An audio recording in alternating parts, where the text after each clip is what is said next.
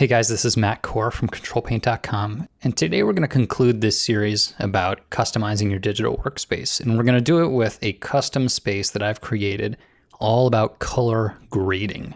Now, as I mentioned, one part of the digital painting process for me is unlike the rest. This is where I make dramatic color overall changes like this before and after, where I'm not really painting so much as changing color and contrast, but I'm doing it on specific areas of the image. Okay, so what would a workspace look like with that specific purpose in mind?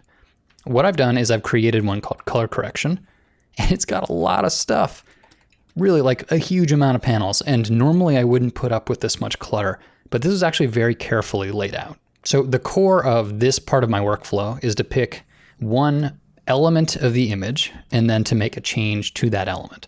So for instance, if I wanted to change the cup itself, I would select the cup area with one of my save selections, and then I would apply some adjustment layer. So let's say I wanted to do curves. Here I could just change the contrast or perhaps one of the colors in the cup region. Okay, well maybe the next thing I want to do is to do something in sort of the background, but only in the top. So I'll select just the background area and I will apply, we'll do another curves.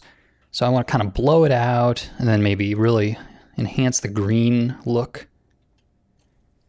And then since I don't want that on the bottom, I use another sort of group mask.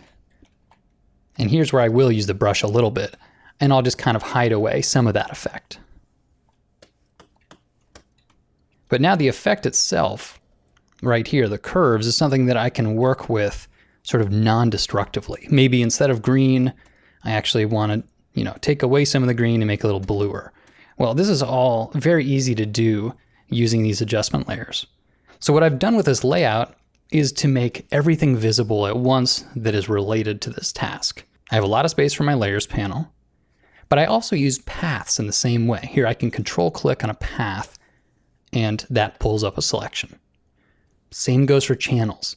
Here I can control-click on any one of these channels and that helps as well. So some combination of maybe a path shape minus one of these shapes in here, I have a new selection really quickly.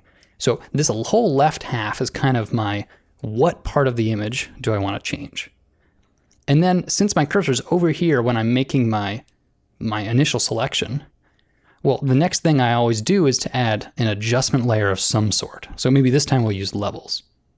So I click the levels button, and now here I have this always open properties panel that is very big. And that's because really this part of the workflow pivots around using these adjustment layers. Something like levels doesn't really take advantage of being so big, but something like curves is actually quite nice to have large. So, here I can get really fine tuning here with this big properties panel, one that I normally wouldn't want filling up so much space, but all I'm thinking about right now is color. And since I'm thinking about color, I'll have my histogram up. The histogram is very useful for getting diagnostic information. Now, right now I have it set to color mode. More often, I'll switch it to the expanded view, choose luminosity, and then go back to the compact view. So here, I'm making changes, overall changes to the image. So we'll do a really dramatic one like levels. And as I make changes, the histogram tells me the resulting levels. So I can change it and then look at the overall levels. So in a sense, this tells me how I'm doing, and this is my control surface. The two work together. And so even though the histogram and the properties bar are not always part of my layout, in this case, they're an essential component. So when I'm doing my color grading, that's not the end of the story.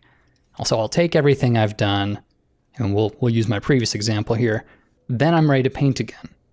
So now I'm gonna just switch back to my normal layout. And here is everything like you're used to seeing it. So I'm not encouraging you to copy this color correction layout, not at all.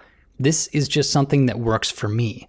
For you, you're gonna have something totally different, but the point is, with a custom workspace and some really thoughtful layouts, you can make Photoshop a better program in a very real way.